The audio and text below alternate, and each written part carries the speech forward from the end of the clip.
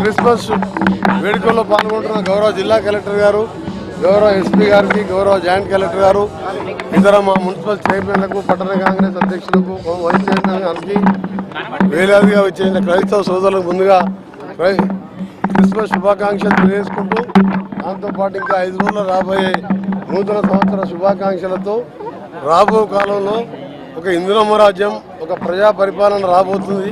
ఈ డిసెంబర్ మాసానికి ఎంతో విశిష్టత ఉన్నది. 10 సంవత్సరాల క్రితం తెలంగాణ తెచ్చుకున్న నియంత పాలనలో బతికినాము.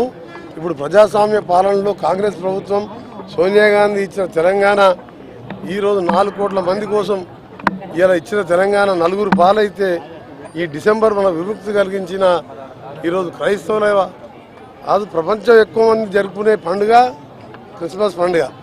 ఈ పండుగ సాధారణ ఈ నెలలో మనకు స్వతంత్రం వచ్చింది తెలంగాణ ప్రజలకు.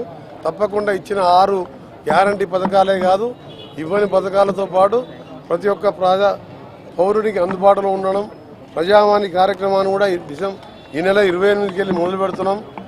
దానికి సంబంధించి రేపు నేను ఖమ్మంలో రివ్యూ పెట్టాను ఇన్ఛార్జ్ మినిస్టర్గా. ఇక్కడ తుమ్మల నాగేశ్వరరావు నేను కలిసి రేపు 2 గంటలకు రివ్యూ పెట్టాం. తప్పకుండా ప్రతి పేదవానికి ప్రతి ప్రభుత్వ పథకం చేర్చే విధంగా అధికారులతోని ఇంటరాక్షన్తో పాటు వాళ్ళకు మొత్తం కూడా ఒక అవగాహన కల్పించి